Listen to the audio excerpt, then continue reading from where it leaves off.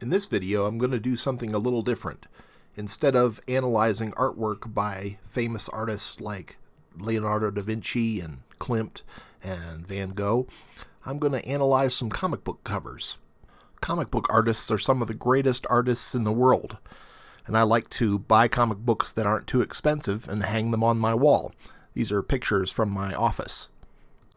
Sometimes I notice the comic book art tells more of a story than the obvious, and I'd like to share some of those with you today. Many master artists like to reference other artwork when they create a work of art to show their mastery and also to pay homage to the other artists. And comic book cover artists like to pay homage commonly to other comic book covers. And here we have on the right Doom #1 from 2024, a variant cover by Adi Granov. And on the left, a very famous cover of Wolverine #8 by John Buscema in 1989. Putting them right next to each other, you can see that Dr. Doom on the right has his arms folded very similarly to the way that the Hulk has his arms folded, and Dr. Doom's face looks very similar to the Hulk. And the line between dark and light on Dr. Doom's left arm in the lower right-hand corner is very much like the bottom of the Hulk's white shirt. And the triangles of light reflected on the epaulettes of Dr. Doom are repeating the triangles that are seen in the lower part of the coats of Wolverine and the Hulk. I didn't look to see if Adi Granov multi-referenced Buscema and other covers as well, but it wouldn't surprise me at all. If you see that he does, please let me know in the comments. And here we have another reference to an older comic book cover. On the left, we have Dynamo #4 from 1967, art by Wally Wood. And on the right, Catwoman #4, 2018, a variant cover by Stan Lau.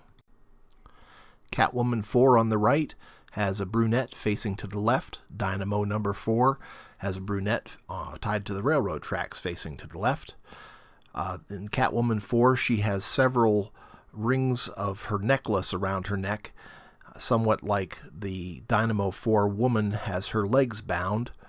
The clothing in Catwoman #4 are kind of like a boa, black shaped like the black smoke of Dynamo 4. And even the necklace on Catwoman is angled slightly to the left at the bottom of the ring for the diamond itself, somewhat like in Dynamo 4, the ring of the train facing the viewer has Mr. Dynamo's head slightly to the left at the bottom of the circle.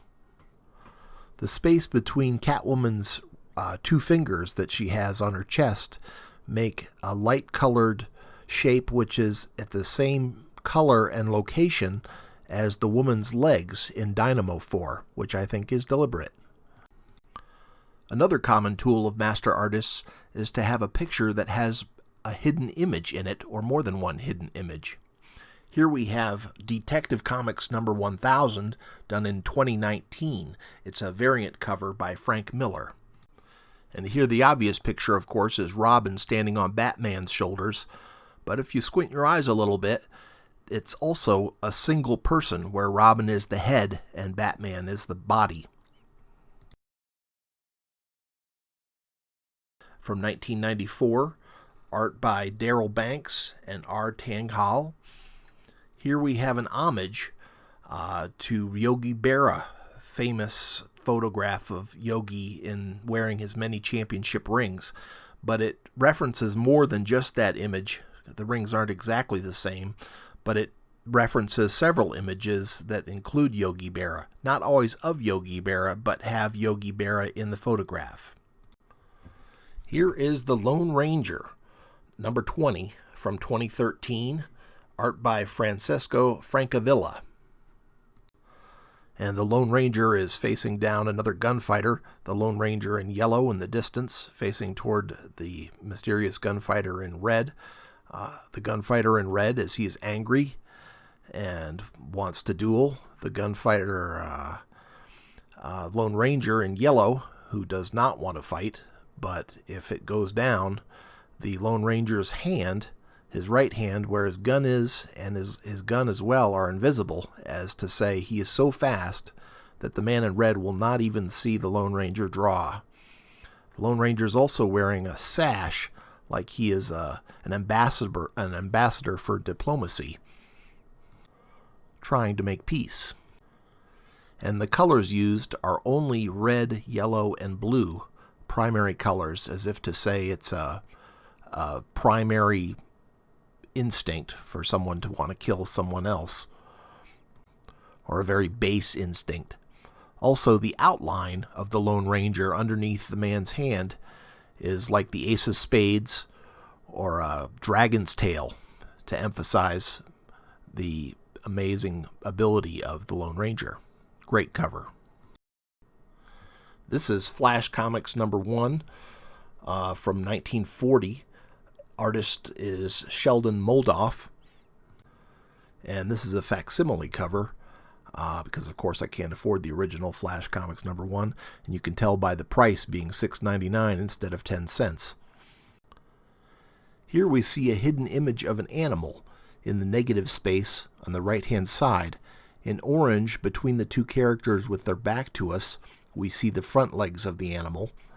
And underneath the Flash's left arm is the head, which could be a sloth, and using the Flash's left hand turns into a deer, as if to say the Flash turns slow people into fast people. More emphasis on the deer subject as the woman looks at the man shooting him as she's a deer in headlights. This cover also multi-references still images from the movie Gone with the Wind, including the circles on the left-hand side of Hawkman, Johnny Thunder, the Whip, and Cliff Cornwall. It's very common for artists to multi-reference still images from movies, which help to say more about the picture they're making, as the Flash himself is Gone with the Wind. This is Star Wars Han Solo and Chewbacca #7 from 2022, art by Phil Noto. And here we see Han and Chewie making a getaway from angering the establishment, no surprise, as they probably just escaped from jail as people are in bars behind them. And we know the establishment is mad at them as the gun from the ceiling is firing at them. And the figures of Han and Chewie together make a wheel or a shield, or perhaps both, as they're traveling quickly and also trying to defend themselves. And another very clever thing done in this artwork is the picture of a wristwatch with Han and Chewie as the face and the bars and the jails behind them as the bands of the wristwatch. And the watch is coming apart as in a kind of a play on words, as the watch for the prison is also falling apart. This is another Star Wars cover. This is Star Wars Darth Vader Black, White, and Red #2 from 2023, a variant cover by Salvador Larroca. Here Darth Vader's right arm and the light reflecting off of his armor just above his right arm and hand look like a woman tied to railroad tracks with his face as the train, his mouthpiece as the lower kettle catcher in the front of the train, and he's about to run over his own right arm. And in fact, he lost his right arm in the Star Wars movies. A rather clever cover. And finally, this is another John Buscema cover. This is Fantastic Four #112 from 1971. Here the Hulk and the Thing face off. The Hulk has his right hand in a fist, as though he wants to fight, and the Thing has a fist in his right hand, but his left hand near the viewer is open, as if to say he's trying to broker peace. Now, this is all my opinion, of course, and you're welcome to disagree, but leave some constructive comments if you would.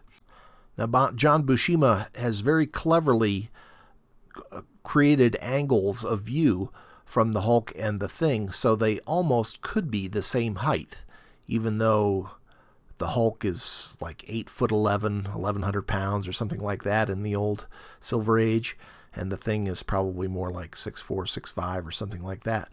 But the view is, we see the two of them as though we could be above the Hulk, or we also could be viewing from above the Thing.